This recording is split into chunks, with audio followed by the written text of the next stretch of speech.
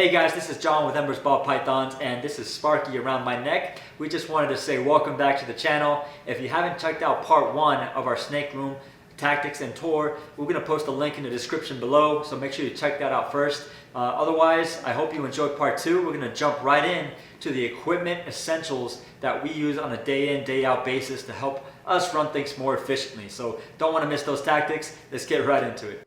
Alright guys, so let's talk about the temperature guns. This is definitely one of those tools you want to have in your kit as part of the snake room.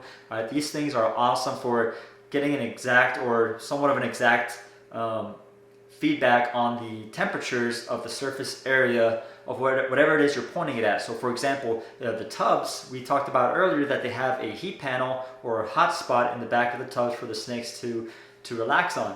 But now if there's an issue with one of those heat panels or the heat tape or whatever it is that you're using to heat up that heat spot, it could overheat and actually burn your snake, and we don't want that to happen. So this is a good way to open up the tub and get a good reading on what the exact temperature is on the surface area where the snakes are laying on. And you don't want to go just on top of the substrate. If you have substrate back there, a lot of times they'll dig under and they'll kind of burrow themselves underneath the substrate and get in contact with the tub itself. I like to make sure I measure the surface temperature of the actual tub itself, and that will allow me to ensure that the snakes are never going to get overheated or burnt or nothing like that. So this is definitely a tool you have to have in your snake room. Alright, so another important tool to have in your snake room is, believe it or not, a watering can. Right, this little thing right here can make your life so much easier when it comes to maintaining some good humidity inside the tubs. So every now and then I'll just pop open the tubs and check their substrate to make sure that it's not overly dry. If it's dry on top, I'll check like underneath the first layer or two to see if there's any wet substrate. If it's completely dry, that's not a good sign, because that means it's not holding any humidity like it should. So I just take my handy dandy watering can and I just go ahead and start pouring in. It makes it really simple. It doesn't overspray, or it doesn't just get soaking, sopping wet. The idea is just to give it a little bit more fluid, more water, so that it holds the humidity again and it'll last you for a few days. All right, so watering can, definitely have it on the list.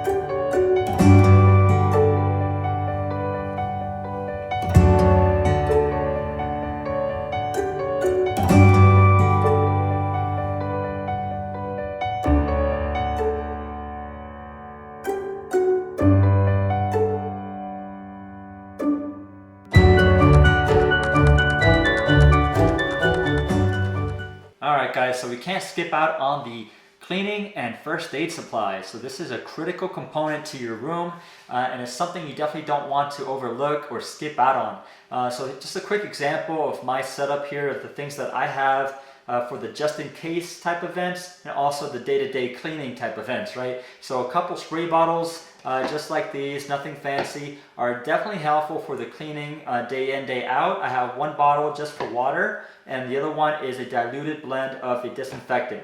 Now you can use any disinfectant of your choice as long as it's reptile safe, but please do your research, read the labels, make sure that it's specific to make sure that it's safe for your reptiles and your snakes.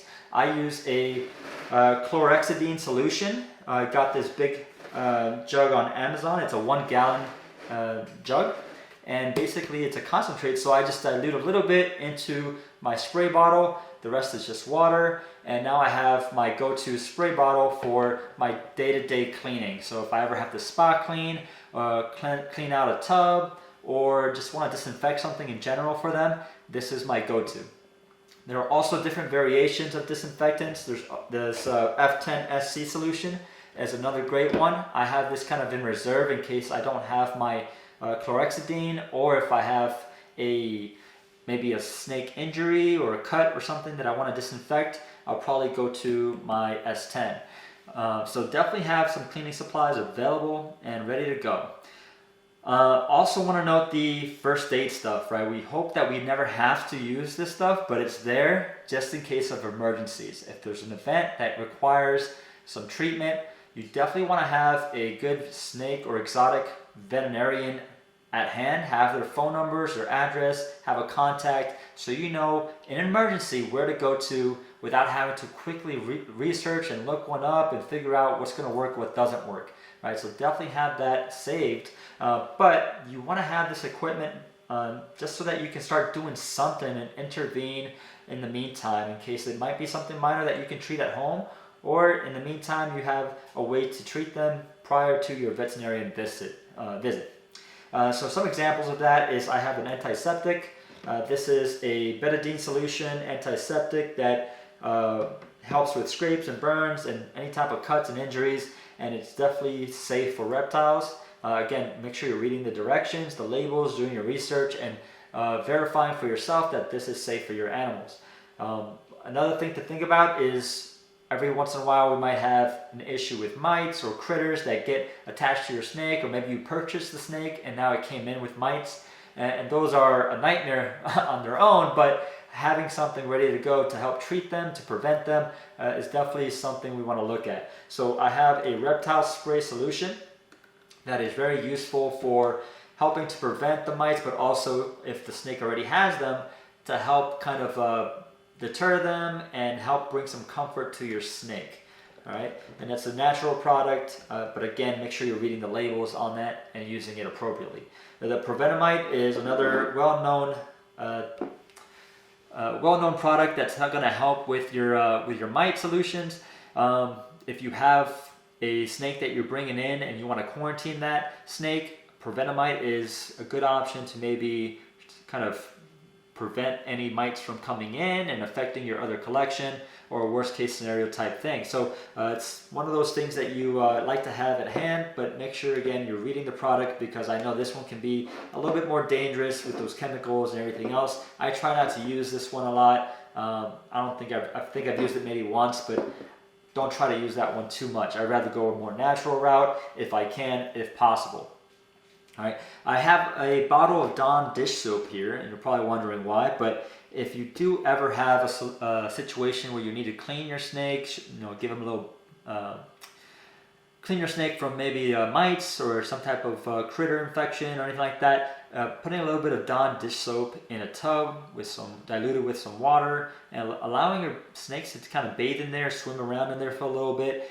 Believe it or not, it helps with mites. It helps clean them. It helps get them disinfected.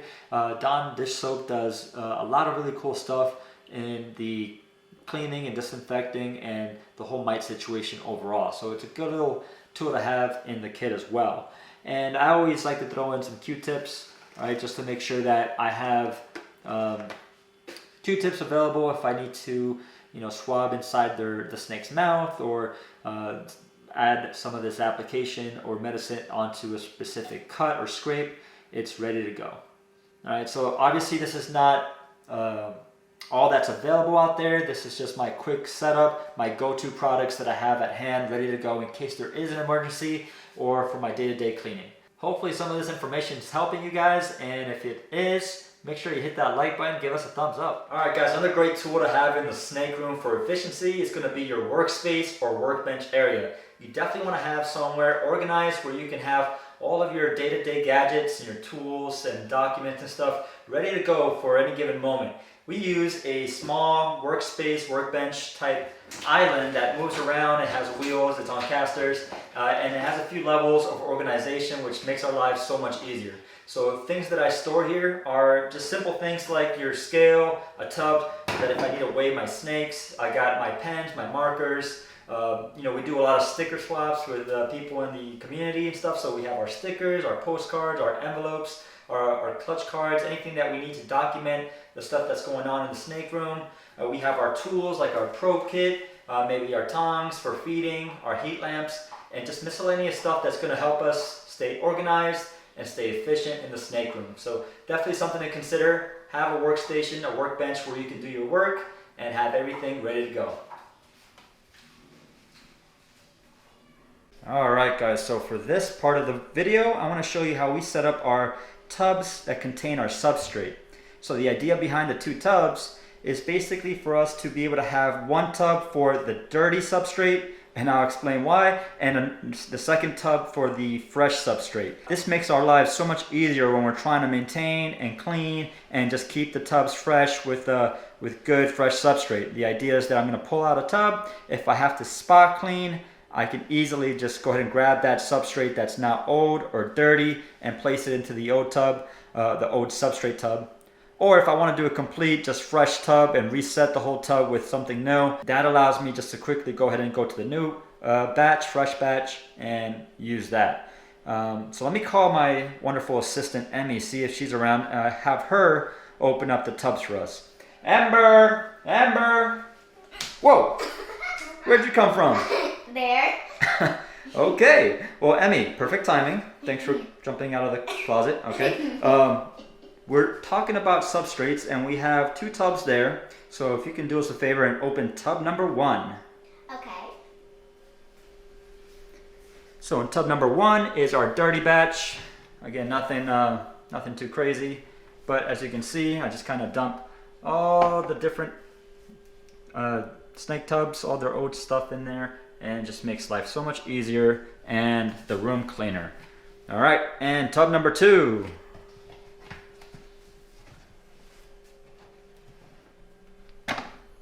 And there it is, that wonderful fresh batch of ReptiChip. You can smell it already. It smells great, huh? Yeah. All right. So again, having just a 2 tub setup, one for the old, one for the new, makes life easier. I recommend it, and definitely has been helping us maintain our room efficiency. All right, guys, so for the substrate, I'm just gonna show you a simple way to set up a block of substrate and kind of go through the process of how we do it.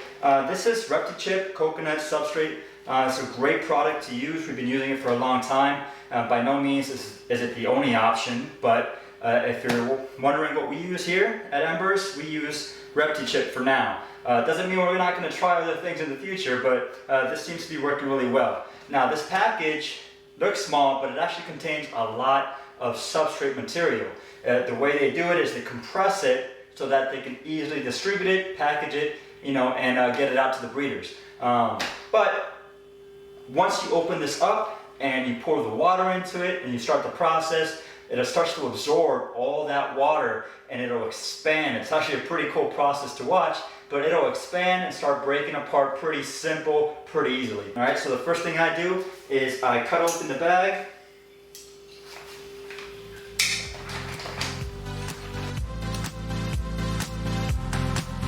Away, and once I have the bag open, I keep the substrate in the bag. I take out the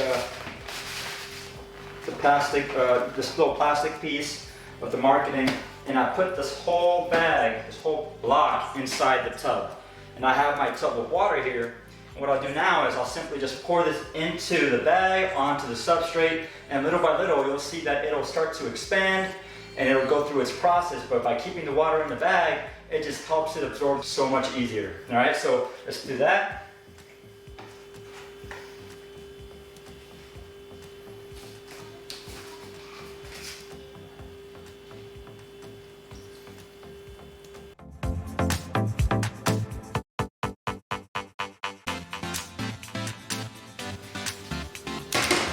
All right, let's see this work.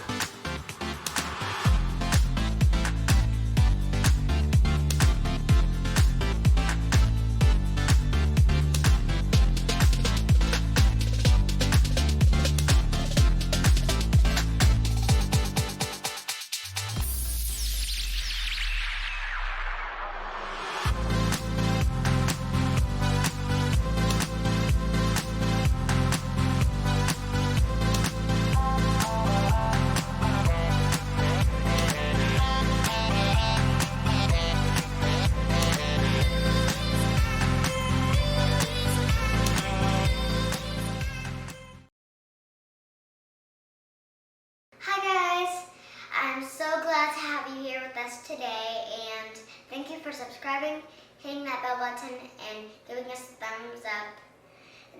And thank you for all of the love. Bye. Oh wait, don't go yet. Guys, thank you again so much for watching the video. Thanks so much for tuning in and sticking around for so long. Just we talked about a lot of stuff today. We talked about the snake room, some of the tips and tactics to help run the snake room more efficiently, a lot of equipment. So if you have questions on any of it, I know I kind of went pretty fast on some of the stuff. Just feel free to comment below. Look forward to the next one. You guys take care, be safe, be blessed. Oh, and did you have a question for them? Yes. What is your favorite morph? All right, so your favorite ball python morph or genetic, right, that you're working with or that you have in your collection or maybe hope to work with one day. So write in the comments below what your favorite ball python morph is. All right, thanks again, guys. Take care.